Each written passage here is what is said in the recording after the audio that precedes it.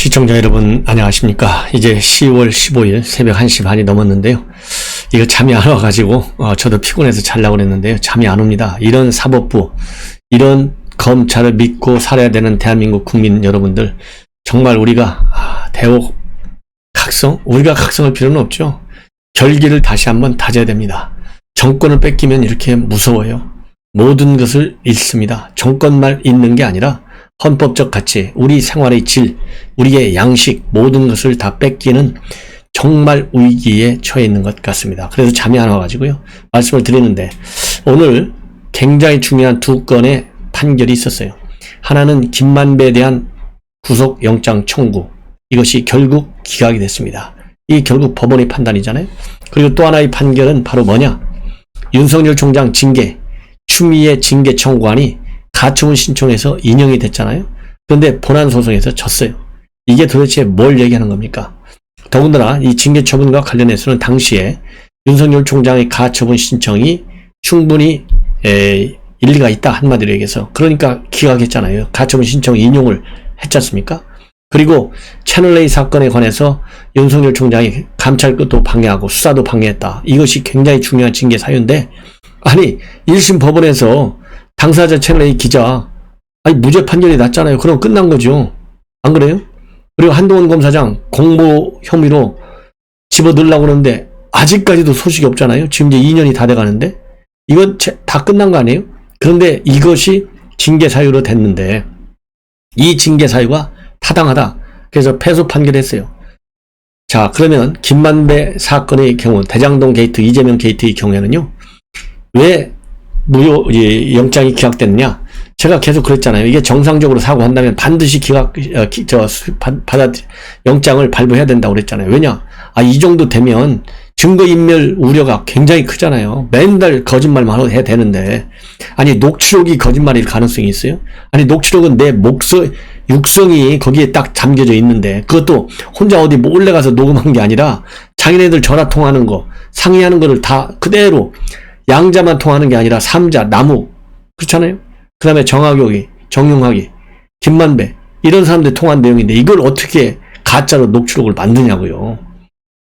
이런 녹취록을 중심으로 해서 수사가 됐는데, 그러면은 소명이 100가지가 안 됐더라도 중대한 범죄 행위에 대해서 소명만 됐으면 영장을 발부해야죠. 제가 아무리 판사가 아니라도 상식적으로 그렇잖아요. 예를 들어서 범죄 행위가 1100억짜리가 있고 750억짜리가 있고 50억짜리가 있다. 지금 크게 재판에 구속영장 청구에 그렇게 돼 있잖아요. 그러면 그 중에 1100억 배임 혐의가 하나만 있다. 배임 혐의가 얼마나 큰 범죄 행위예요. 그러면 그거 하나 소명됐어도 구속영장을 발부했어야 되는 거 아니에요?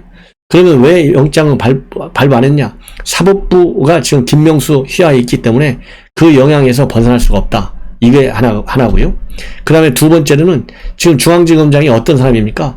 박범계 측근 중에 측근, 자기 고등학교 후배 아니에요. 그러면 말이 끝난 거죠. 이런 이종수가 앉아 있으니까 경찰에서 하루 만에 찾아내는 핸드폰 하나를 못 찾아내고 있지 않습니까? 근데 그 핸드폰이 다 너무나 크게 망가져가지고 그 복구하는데 굉장히 힘들다는 거 아니에요? 그리고 옛날 휴대폰 아직도 못 찾아요. 아직도. 이게 수사하는 겁니까? 그러니까 지금 이정수는 박범계 휘하에 있잖아요. 눈치 빤히 알죠. 예, 지들끼리 무슨 통화하는지 알게 뭐예요. 이것도 전부 누가 좀 고발 좀 했으면 좋겠어요. 이게 제대로 수사하는지 안 하는지 감시 모니터. 그러니까 대통령은 면피용으로 야 철저히 좀 수사해봐 해놓고, 이정수는 대충 하고, 그러니까 수사 내용은 부실하고 너무나 녹취록 하나만 의존한 것 같고, 그러니까 법원은 또 김명수 휘하에 있고, 이러니까 영장이 기각되는 거예요. 그러면서 시간을 질질 끄는 거예요. 이 시간을 질질 끄는 뭐냐? 이재명이 면피 주는 거죠. 이거 봐라, 나오는 게 하나도 없지 않느냐? 아니 김만배 구속 안 되면 무슨 재주로 이재명이 그걸 잡아넣을 거예요. 도대체가 뭘로 입증할 거예요. 그러다 보니까 이제 이 김만배가 구속 영장이 기각되고 나서 한마디 했어요. 일성을 했습니다. 그래서 이 내용 여러분들께 맨 먼저 좀 말씀을 드리는 게 좋을 것 같아서, 제가 지금 이 심야에 저도 잠을 안 자고, 평소와 다름없이 오늘 저도 되게 피곤해가지고요, 좀 일찍 자려고 했는데 열받아갖고 잠이 안 오네요. 자, 뭐라고 얘기를 했느냐? 구속영장 기각, 사유는 딱 한 가지예요. 피의자의 방어권 보장, 그 다음에는 소명 부족입니다. 딱 두 가지. 피의자의 방어권을 보장할 필요성이 큰 반면에 피의자에 대한 구속의 필요성은 충분히 소명되었다고 보기 어렵다. 언제부터 이렇게 구속 필요성 소명 따졌어요? 언제부터 피의자 방어권을 그렇게 철저히 따졌습니까? 예. 그러니까 김만배 입장은 나왔는데요. 방금 전에. 이거 동아일보에만 지금 아직 보도됐고 다른 데는 보도가 일체 안 됐습니다. 그 정도로 지금 굉장히 이게 동아일보가 빠르게 보도했어요. 이번 법원의 결정에 대해서요. 자숙하고 자중하고 겸손한 모드로 수사로 임한다는 게 기본 입장이다. 이 얘기는 뭐냐? 김만배가 누구예요? 기자잖아요. 그냥 기자입니까? 법원만 30년 가까이 출입했다는 거 아니에요? 그러니까 입으로는 자숙, 자중, 겸손 이렇게 피의자가 자숙, 자중, 겸손 세 가지 워딩을 동원하는 사람은 저가 흔치 않다고 봐요. 예. 자숙, 자중, 겸손 참 진실성을 이해하기 어렵습니다. 그리고 이 배임과 뇌물 공여 혐의를 부인하느냐 이 질문에 대해서는 부인한다. 사실이 아니다. 이렇게 오늘 오전에 들어갈 때 얘기를 하고 들어갔어요. 이것이 통한 거예요. 쉽게 얘기해서. 그리고 지금 이제 영장이 기각되고 나서 한 반응. 첫 번째가 자숙, 자중, 겸손. 두 번째가 이재명과의 관계에 대해서도요. 또 얘기를 하고 있어요. 특별한 관계도 없고 옛날에 인터뷰자 한 번 만나봤다. 이거 맨날 녹음기에 똑같은 얘기만. 그리고 화천대유 관계사 천화동인 1호의 절반은 그분 것이다 라고 하는 정영학 녹취록 내용이 알려져 논란이 됐던 것에 대해서는 그분은 전혀 없고 그런 말을 한 기억도 없다. 이렇게 또 부인하고 있습니다. 다 녹음기라니까요. 녹음기. 그리고 녹취록에 담긴 표현에 대해서는 맥락을 짚어봐야 하는데 그때 이런저런 얘기를 했기 때문에 기억이 나지 않는다. 피의자들 항상 하는 얘기가요. 기억이 나지 않는다예요. 아니 뭐 법조 출입만 했으니까 얼마나 이 매뉴얼을 잘 알겠어요. 어떻게 대응하는지를. 기억이 나지 않는다. 그 포토라인에 섰을 때 얼마나 당당하고 뻔뻔스럽습니까? 여러분들 얼굴 다 보셨잖아요. 말하는 태도, 걷는 태도도 다 봤고 물론 무죄 추정의 원칙이 있기는 있어요. 따지고 본다면. 예. 그리고 천화동인 1호는 제가 주인이다. 그리고 정영학 회계사가 어떠한 의도를 갖고 녹취했다고 보느냐라는 질문과 관련해서는요.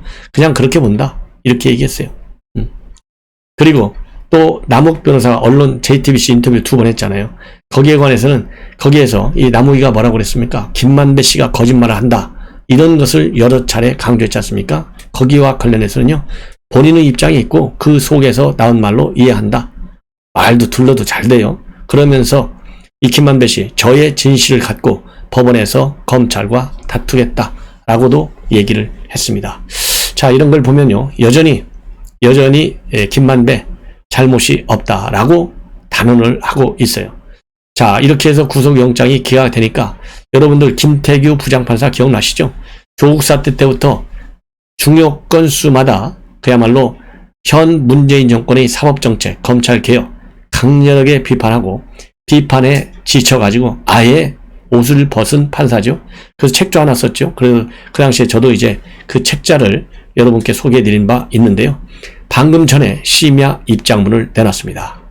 아주 피부에 와 닿아요. 그래서 제가 이거를 페북에 올린 입장문을 그대로 여러분들께 인용해서 보도해 드리도록 하겠습니다. 어차피 잠 안 자고 방송하니까요. 자세하게 제가 보도를 좀 하겠습니다. 우리가 논리 그리고 이 귀결 그 다음에 법리 판단 이런 걸 잘해야 되지 않겠어요? 그래 앞으로 이 사건이 몇 달간 될지 모를 정도로 장기화될 거거든요. 자, 상식 따위는 개나 줘버리는 법원 제목이 그렇게 돼 있어요. 이 정권이 반대파 숙종을 위해 칼날을 휘둘러대는 이른바 적폐수사 당시에 검찰이 영장을 신청하기만 하면 영장 전담 법관들이 영장을 척척 발급해 주기에 이를 두고 영장 자동 발급이라고 말한 적이 있다. 영장 자동 발급기 이런 영장 자동 발급기가 이 정권에 부담이 되는 사건만 오면 희한하게도 동전만 잡아먹고는 영장을 발급하지 않는 고장난 자동 판매기가 된다. 김만배에게는 피의자의 방어권을 보장할 필요성이 큰 반면에 피의자에 대한 구속의 필요성이 충분히 소명되었다고 보기 어렵다고 핑계를 대며 구속영장을 기각한다. 그래 좋다. 그런 이유로 구속에 신중을 기하는 것은 수긍할 수 있다고 하자. 그러면 전 정권의 대통령과 대법원장은 방어권 보장의 필요성도 없고 구속의 필요성도 충분해서 그래서 때려 잡을 명분이 충분해서 영장을 발부하였나 되짚어보자. 자, 이명박 박근혜 양승태의 변명이 수천을 해먹는 부동산 개발업자의 핑계에도 미치지 못하여 그렇게 편하게 영장을 발부하였나 따져보자. 그들이 증거를 숨겼나? 그들이 얼굴이 알려지지 않아 국내에서 잠적할 가능성이 있었나? 또 아니면 해외로 도피를 시도하였나? 솔직히 증거를 인멸할 위험도 도주할 위험도 없었지만 선동으로 일어난 국민적 공분 하나로 구속하고 창피를 주지 않았나? 그들과 김만배의 차이는 그들은 정권을 잃어 힘이 없었고 김만배는 살아있는 권력과 기대되는 미래의 권력을 등에 업고 있다는 것 외에는 무슨 차이가 있나? 국제인권법연구회가 법원의 주류가 되고 그들이 주도된 전국법관 대표회의가 법원의 공식기구가 되며 법원장은 자기들의 선거로 뽑고 영장 전담 법관이나 주요 법원의 형사재판부의 판사를 사무분담위원회를 통하여 자신들의 구미에 맞게 배치할 수 있는 구조를 만들 때부터 이들이 앞으로 어떻게 형사사법을 이끌어갈지 모두 예견할 수 있었다.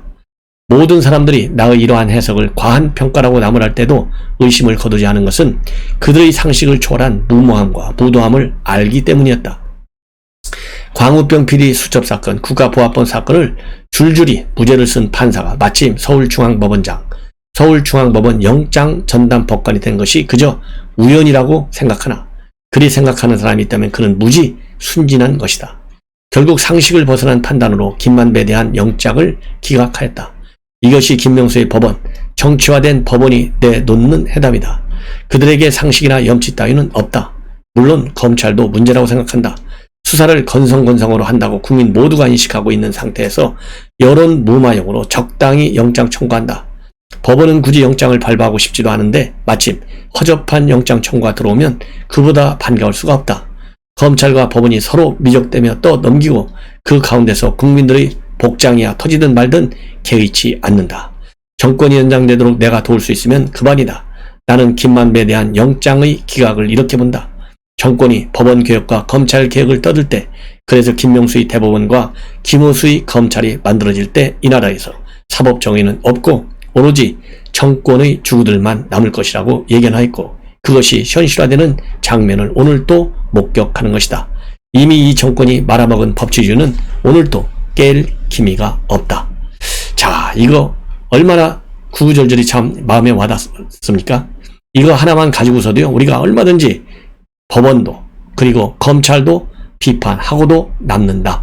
예, 이렇게 말씀을 드리고, 자, 이제요, 지금 앞에서 말씀드린 대로 그분, 아예 김만배가 이제는 뭐라고 하냐면 그분은 실체가 없다. 이 정도까지 얘기를 하고 있어요. 이게 사실입니까? 김만배가 어떻게 얘기를 했느냐? 그동안의 말 바꾼 거 한번 제가 참고적으로 소개해 드릴게요. 녹취록상에 청원화 동의 1호 실소유주 누구냐? 이와 관련해서요. 천화동인 1호 배당금 절반은 그분 것이다. 너희도 알지 않느냐? 예, 이렇게 얘기를 했어요. 이게 처음 정영학 녹취록에 나온 얘기예요. 그래서 이제 임거 회장을 냈어요. 그분 이재명이지 이렇게 된 거예요. 그런데 이제 김만배가 계속 언론을 통해서 입장이 어떻게 달라져 왔느냐? 지난 10월 9일 날은 뭐라고 했냐면요. 김씨 변호인이 뭐라고 했냐면 그와 같은 말을 한 사실이 전혀 없다. 이렇게 딱 잘라서 부인을 했어요. 그러다가 10월 12일 날 최근에 엊그제죠. 검찰 조사 직후에 뭐라고 돼 있냐?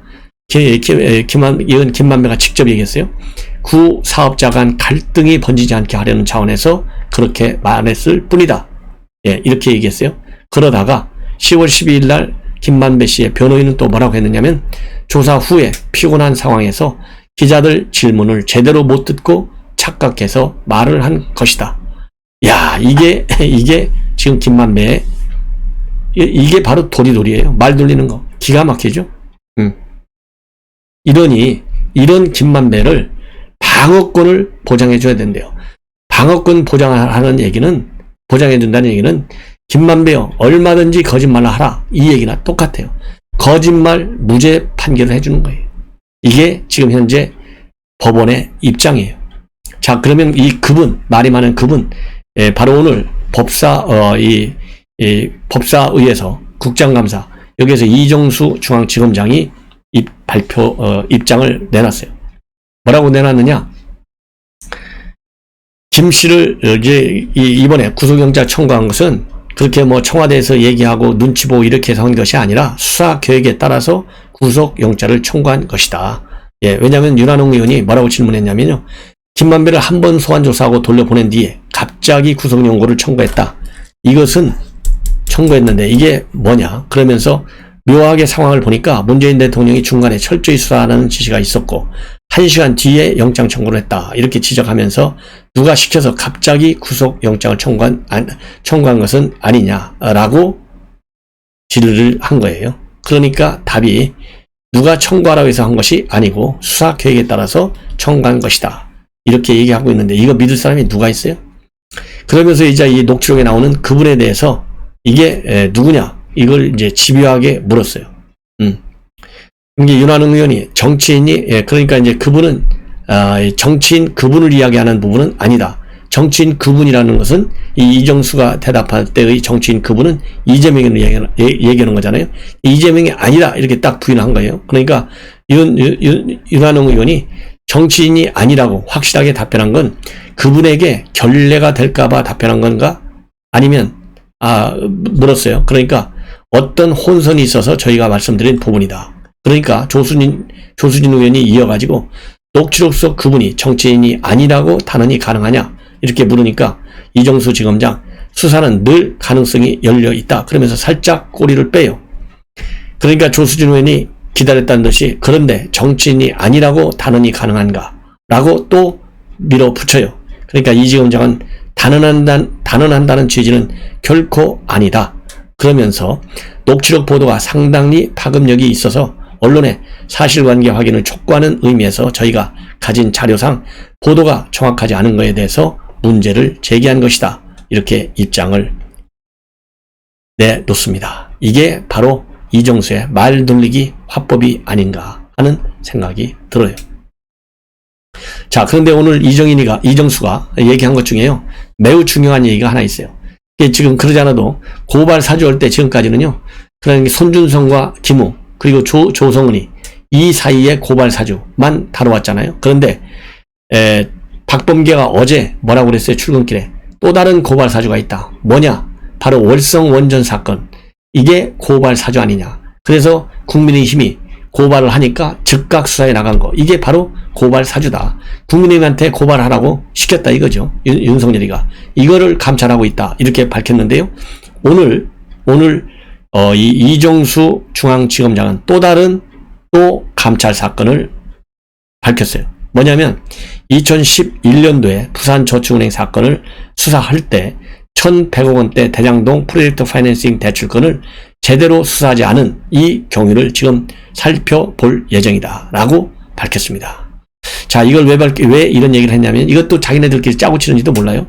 소명철 의원이 부산저축은행 비리 사건의 인물 관계들을 보여주면서 질문을 해요. 왜냐하면 여기에 윤석열이가 들어가 있다 이거죠. 그래서 윤석열 감찰을 조사, 수사하라, 압박하라 이거예요. 뭐냐? 2011년도에 재검 중수부에서 이 수사를 했는데 그 당시 주임검사가 누군지 알고 계시죠? 윤석열 씨입니다. 이렇게 하면서 이때 수사를 철저히 했다면 오늘날 개발비리 사건이 있지 않을 거라는 언론의 분석이 있고 실제로도 그렇다. 이렇게 소병철 의원이 지적을 합니다. 그러면서 그때 대장동 대출을 수사하지 않았고 조모 씨 알선 수재도 수사하지 않았고 부실 수사했다. 이렇게 비판을 합니다. 그러니까 이 지검장이 언론에 나온 의혹을 전부 다 검토하겠다. 이렇게 답을 합니다. 자, 그런데 2015년도에 이 대장동 개발 비리를 수사했던 수원지검의 부실 수사 의혹과 검찰의 상고 포기도 또 문제 제기를 합니다. 예, 문제 제기를 해요. 그래서 이 김영배 의원이 2015년도 재판에서 현 4호 실소유주인 남욱 변호사 본인이 횡령 혐의를 인정했는데 검찰은 당시 변호사법 위반만 기소하고 횡령 혐의는 기소를 안 했는데 그리고 나서 상고를 포기하는 판단했다. 이어서 강찬호 당시 수원지검장이 나중에 화천대유 고문으로 가게 돼서 50억 클럽에 가입하게 된 계기가 됐다는 의혹이 있다. 직권 남용을 한 것이 아닌지 확인이 필요하다. 그리고 상고 포기 결정에 관한 회의록을 제출해 달라. 이렇게 요청을 했습니다. 그래서 이 뒷부분은 남욱 변호사와 관련된 추가 의혹을 제기하는 것이고요. 이 앞부분 부산저축은행과 관련해서는 윤석열 총장에 대한 비리 의혹, 그 당시 중수부 수사하면서 부산저축은행 이거 봐준 거 있는지 찾아봐라. 수사해라, 감찰하라, 이렇게 촉구하는 내용이에요. 그래서 새로운 윤석열 죽이기 작업이 또 시작됐다라고 볼 수 있는 부분입니다. 자, 이제는요, 마지막으로 하나만 더 덧붙이면 바로 윤석열 징계 처분이 합당하다는 거예요. 적법하다. 이래서 이게 작년 말에 행정법원에서 똑같은 가처분 신청을 인용한 거 하고, 그 다음에 최근에 채널A 사건 기자 1심 무죄 판결 난 거하고 상충되는 판결이 나온 거예요. 그래서 지금 윤석열 총장 측에서는 정치적 편향성이나 예단이 판단의 논거가 되지 않았는지 크게 우려된다. 그러면서 항소하겠다는 입장을 분명히 밝히고 있습니다. 그리고 이 캠프 법률팀에서는요, 별도의 입장문을 내놓고 있어요. 그래서 이 권순일 재판거래 의혹으로 무너져 내리고 있는 사법부에 대한 국민 신뢰가 더 나빠질 것이 우려된다. 이른바 추미애 라인이라고 불리는 일부 편향된 검찰 관계자들의 일방적 진술을 그대로 받아들인 것으로서 도저히 수긍할 수 없다. 이게 심재철 남부지검장이 증인으로 가서 쭉 얘기하니까 그거 받아주고 좋은 거 아니겠어요? 자, 그러면은 윤석열 캠프팀에서 이 법률팀에서 뭐라고 입장을 내놨는지 조금 전에 내놨는데요. 이거를 여러분들께 한 2분 정도, 한 3분 정도, 2, 3분, 한 2분이면 충분합니다. 말씀을 드리겠습니다. 징계 처분 취소 소송 1심 선고에 대한 입장문입니다. 이미 2차례의 가처분 재판에서 법무부 징계는 절차나 내용이 부당하다고 판결하였음에도 1심 재판과 이를 뒤집은 것은 구경하기 어려운 판결로서 납득할 수 없다. 대장동 비리 사건과 함께 불거진 권순일 전 재판관의 재판거래 의혹으로 무너져 내리고 있는 사법부에 대한 국민 신뢰가 더 나빠질 것이 우려된다. 소위 법관 사찰 의혹은 공개 자료를 토대로 만드는 것으로서 법조계, 학계는 물론 일반 국민들도 재판 대응을 위한 정당한 행위로 보는 것이 중론이었고, 선진국에서도 재판 과정에서 이보다 더 상세한 내용의 문건을 만들어 대응한다는 사실도 자료로서 확인된 바 있다. 여러분들 뭐 다 아시잖아요. 그렇기 때문에 사찰이 아니라고 보는 것이 상식 있는 국민들의 생각이었고 법관회의에서조차 문제 삼지 않았던 것이다. 그럼에도 이미 온라인에 공개된 정보를 단순 취합한 것이 개인정보 수집이라는 황당한 판단이 이루어진 것은 심히 유감이다. 여러분들 다 동의하시죠? 채널A 사건의 감찰 및 수사 방해 부분은 이른바 추미애 라인이라고 불리는 일부 편향된 검찰 관계자들의 일방적 진술을 그대로 받아들인 것으로서 도저히 수긍할 수 없다. 채널A 사건은 압수수색을 통해 신속히 채널A 기자로부터 녹음 파일을 확보하는 것이 제일 중요한 사안이었다. 이런 사건의 경우 신속히 강제 수사에 착수하여 진상을 규명한 후 그 결과에 따라 검찰 공무원의 비위행위를 감찰하는 것이 일반적이고 통상적인 절차였다. 검찰 관계자에 대한 감찰 조사만으로는 증거 확보에 한계가 있기 때문이었다. 윤석열 당시 총장은 인권부에 기초조사만 시킨 후 즉시 모든 관련 사건을 서울중앙지검 즉 이성윤이가 수사하도록 지시하였고, 그 직후 압수수색이 이루어졌는데 어떻게 감찰을 방해했다고 할 수 있는지 극히 의문이다. 더 강력한 수사를 시킨 것이지 감찰을 방해한 것이 명백히 아니다. 수사 결과가 나오면 이를 근거로 감찰하는 것이 충분히 가능하다. 법무부는 채널A 감찰을 직접 하겠다고 결정해 놓고도 실제 감찰은 착수조차 못하고 있는 상황이다. 채널A 수사 과정에서도 대검 형사과장 및 연구관 전원이 죄가 되지 않는다고 판단하여 제3의 의견을 들어오라고 한 것에 불과한데 수사나 감찰을 방해하였다고 판단한 대목은 너무나 터무니가 없다. 결국 채널A 사건은 무고한 기자가 구속까지 되었으나 관련된 2명 모두 1심에서 전부 무죄가 선고되었으므로 무리한 수사라는 당시의 판단은 옳았던 것으로 증명되었다. 이런 무리한 정치적 편파 수사에 맞서 검찰의 정치적 중립성, 공정성을 지키려고 한 검찰총장의 조치를 징계 대상으로 본 이번 재판부의 판단은 정치 권력의 검찰 장악에 날개를 달아준 격으로 볼 수 있어서 우려가 크다. 1심 재판부조차 법무부 징계 사유 중 하나인 정치적 중립 의무 위반에 대해서는 혐의가 없다고 판단하였고, 윤석열 후보에 대한 법무부 징계 과정이 얼마나 무법, 편향, 졸속으로 진행되었는지 국민 모두가 상세히 목격하였다. 법과 상식에 반하는 이번 판결에 대해서 항소를 제기하여 반드시 바로 잡을 것이다. 자, 여러분들 뭐 이 정도 제가 소상하게 소개해 드렸으면은 이제 충분히 공감하실 겁니다. 한마디로 얘기하면요. 채널A 사건 이미 무죄 판결이 났다. 그리고 법원에서 가처분 신청을 다 인용해 줬다. 그리고 채널A 사건 이거 가지고 추미애가 거꾸로 감찰권과 수사지휘권을 행사한 것이 법무장관으로서의 수사지휘권을 남용한 것이다. 이런 비판이 많았잖아요. 저도 이거 다 기억나요. 그래서 추미애가 이런 것들이 쌓여갖고 결국 본인이 먼저 잘렸잖아요. 문재인 대통령한테 법무장관 자리를. 이렇게까지 연결되는 어마어마한 징계권 남용이에요. 그런데 추미애 징계권 남용으로 인한 징계 이게 맞는 얘기입니까? 합당하고 합법적인 겁니까? 아니잖아요. 저같이 법률 전문가가 아닌데도 분명히 이거는 이번 1심 재판부 정치 편향적 재판이다 라고 판단이 됩니다. 자, 시청자 여러분, 이것으로 오늘 밤 심야 방송을 마치고 내일 아침에 또 인사드리도록 하겠습니다. 편안히 주무십시오. 대단히 고맙습니다.